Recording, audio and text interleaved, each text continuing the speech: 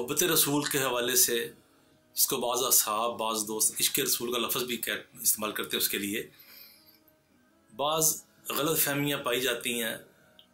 हमने आपको ये बताना चाहते हैं कि इसकी हकीकत क्या है। मोहब्बत रसूल कहते किसको हैं?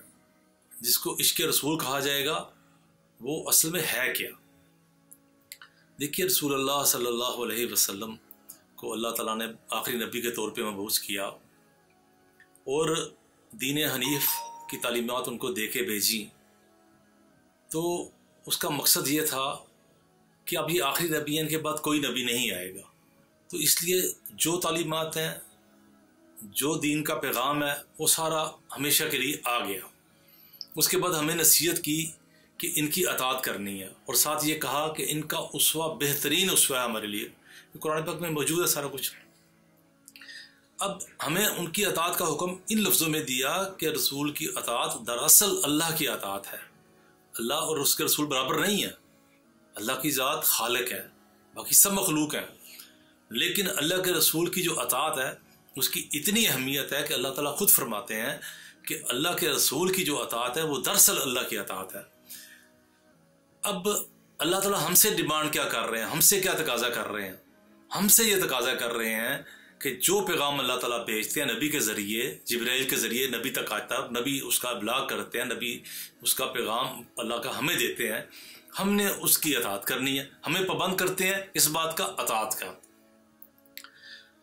अब ये बड़ी अजीब सी बात है कि कोई बंदा वो मोहब्बत का दावा करता है, वो इश्क का दावा करता है, लेकिन जब उसके सामने अल्लाह के रसूल की अताअत की बात की जाती है, उससे अल्लाह के रसूल की अताअत का तकाजा किया जाता है, तो वो आएँ बाएँ शाएँ शुरू कर देता है, कोई बुज़ुर्गों के अक़वाल लेके आना शुरू कर देता है।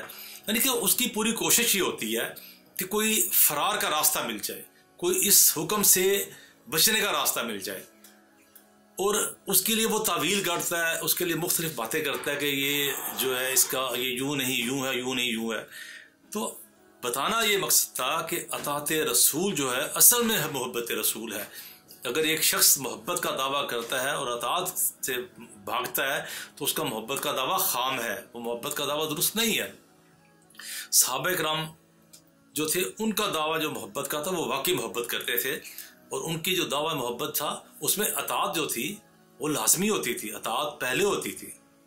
अताअत के साथ मोहब्बत, अताअत के साथ जान भी निछावर करते थे। हम जान तो निछावर करने के लिए तैयार होते हैं।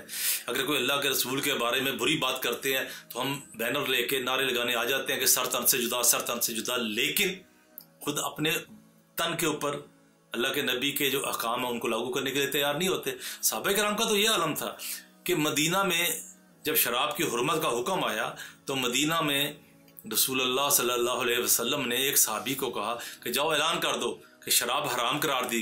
ऐसी मजलिसें भी थी कि जिसमें बाकायदा नौ नोश की मजलिस जमी हुई थी, जो दो साहबाब मिलके बाकायदा शराब पी रहे हैं, इसलिए कि शराब हलाल थी, तब उसमें कोई गुनाह वाली बात ही नहीं थी।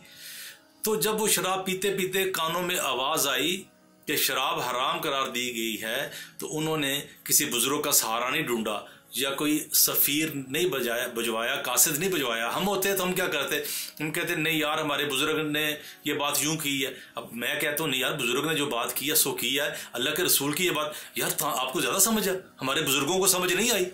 भाई 2 जमा 2 4, सफ़ेद और स्याह, इनमें आम बंदा भी उस तरह समझ सकता है जिस तरह बुजुर्ग समझ सकता है। लेकिन वहाँ पे चूंकि हमने खुद फरार हासिल करना अल्लाह के नबी की अताअत से, हम बहाने ढूंढेंगे जो हमारे बुजुर्गों को ज़्यादा समझ आई। सहाबा किराम का क्या अमल था? सहाबा किराम का ये अमल था कि मनादी नदा कर रहा है कि मोमनो शराब हराम करार दे दी गई है। जो जहाँ बैठा था वहीं पे उसने शराब के बर्तन तोड़ दिए, शराब गिरा दी। बाद सहाबा ऐसे थे कि उन्होंने हलक में उंगली डाल के क्या कर दी, हालांकि जो हलक में जा चुकी थी वो तब हराम नहीं थी, वो तब हलाल थी।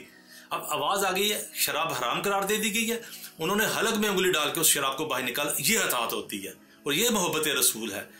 ये कैसी मोहब्बत रसूल है कि हमारे पास मनादी नदा करने आए कि अल्लाह के रसूल ने फला चीज़ हराम करार दे दी, हम फ़ौरन अपने बुजुर्ग को भागते हैं, बुजुर्ग से मसला ढूंढने जाते, हज़रत ये मामला इस तरह ही है। हज़रत कहेंगे यार मामला तो इस तरह ही है, तो यार हज़रत से हमारे मसले के मुताबिक, हमारे कीते के मुताबिक हदीस नहीं है। यानी कि ये नहीं करना कि अकीदे को मसलक को हदीस के मुताबिक किया जाए। ये करना है कि फरार का रास्ता ढूंढना और ये कहना कि ये हदीस हमारे अकीदे के मुताबिक नहीं है, फिर कैसी अताअत और कैसा मोहब्बत और कैसा इश्क़ रसूल का दावा।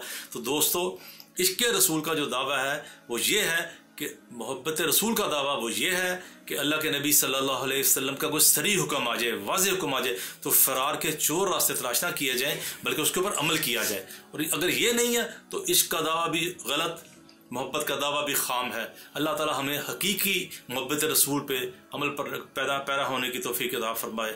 आमीन।